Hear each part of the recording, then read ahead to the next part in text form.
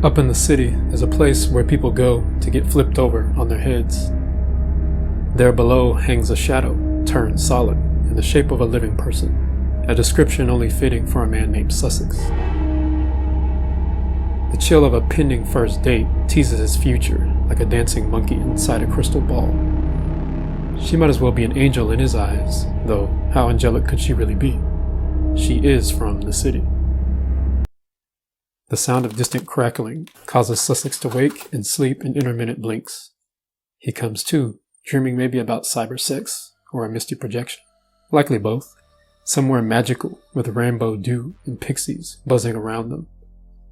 His only warmth comes from the wet crust of earth surrounding him and the swell of blood flowing to excess in his head. A painful burst lightsabers right through his leg, following a trail down to his neck. Adjusting his eyes, he finds himself below layers of concrete. Something like a sewer from the smell of it, entertained only by the drops of water sweating from the thick pipes near his feet. He tries to kick, but notices his ankles aren't chained to one of them, as he swings like a hangman turned upside down. His arms dangle, and his nerves would swear there's an army of invisible ants marching to his hands. "Where am I?" he mutters. A good question, really. Sussex can't see much beyond the rats and amphibious insects below, cheering for his fluids to fall into their mouths. Mandibles. Most of it freezes before it can drip from his forehead. Where is she? Oh, now he really sounds faded. He struggles for a time to break free from his chain.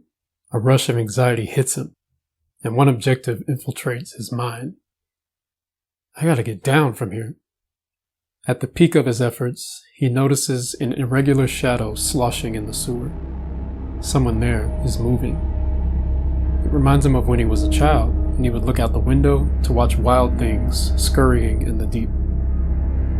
How can it see? He wonders as much now as back then. A massive figure approaches, winds up its arms, and tries to split Sussex across his middle with a baseball bat. Crack! Sudden inspiration sparks the being, and he changes his aim to Sussex's knee. And the hits keep coming. Eventually, the knee dislocates, and on sight of this, the perpetrator seems to realize he's not at a home run derby. "Whoops, let's put that back," the guy says, and secures Sussex's bone before giving it a knock into its proper socket. The girl, the muse that has brought Sussex this far, injects into his mind now a relief to his pain. Impressions over the internet revealed her to be a self-declared degenerate, and proudly so. He giddily recalls their conversations over months on FaceTime. She boasted once about a time she flat out told her professor she wasn't going to take an exam. The fireball then said to the poor man, "You know what that test is good for? Go ball it up, tie it to your retarded tie, and gag to death, man." Savage. Although, sadly, her education was cut short. Funny enough, she had a similar run-in with a census surveyor. Or maybe that was a door-to-door evangelist. It has happened quite a lot. This fiery attitude is apparently what floats Sussex's boat. At this point, a new henchman figure appears, now without a bat.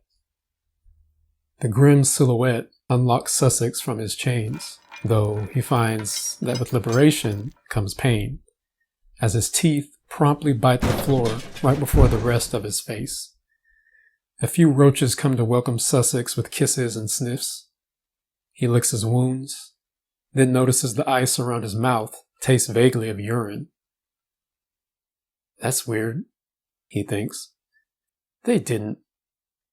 Oh no, they wouldn't. That mystery aside, his crippled leg has now gone numb, having given up on signaling any more pain, but he lifts himself upright. "Hey man, look it. You passed the test." The gangster, now a sharp image, says to him. "Tess? What? Can I go now?" "By all means.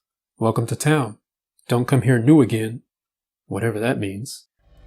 The guy hands Sussex a phone, wallet, and a bag that presumably holds what few belongings he still owns. He takes the items and looks up. The gangster has already gone. After checking his phone for any messages from the girl, Sussex slaps his bag over his shoulders and starts to do a numb leg shuffle while dragging through fecal sludge and... was that a shoe? He finds an exit from the sewage chambers and, in full disbelief, steps into a hive of some kind of sprawling multi-level network completely underground.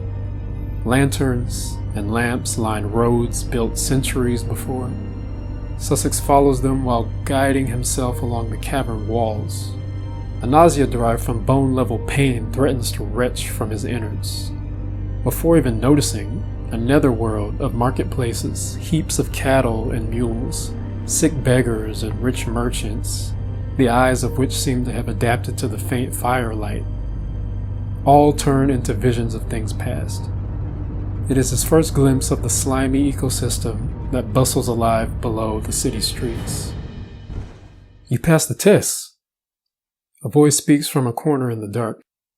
Sussex flinches, fearing the mobster has returned for more. "Don't worry, I'm not them," the voice says now, with a laugh.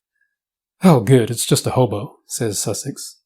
He sheds a tear, then collides with the floor. "Oh, careful," the person says, while kneeling to assist him. Once settled, he says, "Well, don't sound so relieved.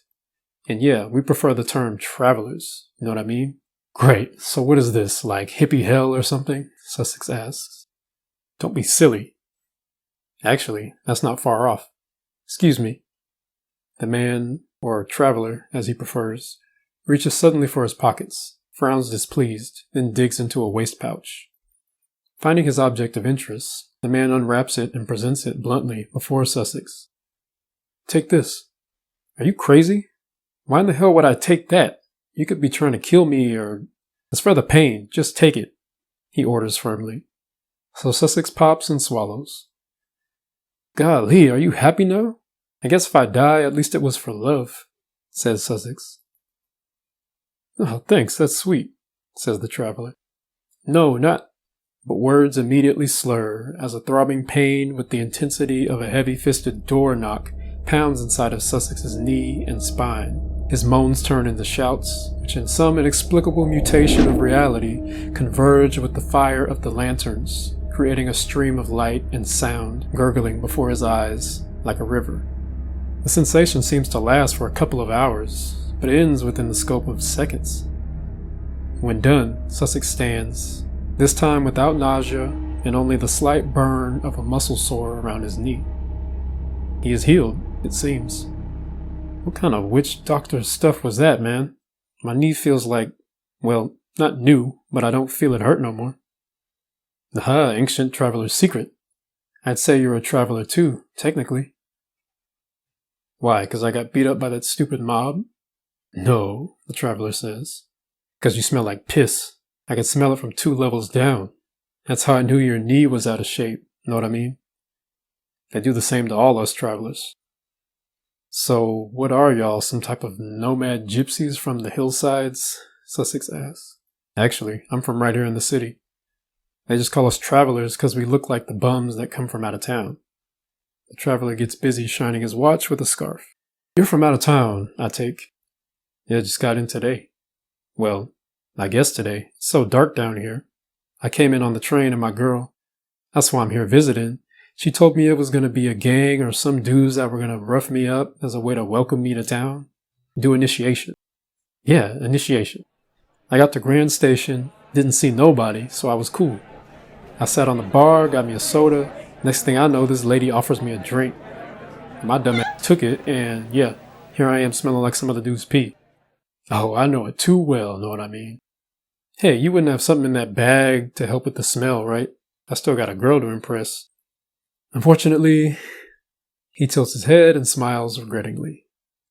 Can't help you, champ, but I can show you the way to the surface. The earth begins to rumble, and dirt slides from the walls. A caravan of traders with their donkeys stomps in the men's direction. You just follow this path downward like, you know what I mean? Then you'll be at the surface. Wait, down to go up? But traveler, how? The braying equids and their captors interrupt Sussex. Before any answer is given, the traveler disappears into a crowd that has formed around the traders. Guess I'll have to go down then. Sussex ventures low, then up along the pathway until he reaches a beam of light splashed over a pile of mud. He slides across to it, catching mud stains all over his pants, and peeps his face into the light. The face full of greasy slush reveals he is in a storm drain. A piece of frozen urine slides off his mustache from the impact. He elects to toss it down to treat one lucky rat. Reaching out of the drain like a hangry clown, he awkwardly pulls himself up. Trembling to his weak, frozen core, Sussex emerges from the mud onto the biggest and brightest commercial street in the heart of the Metropolis.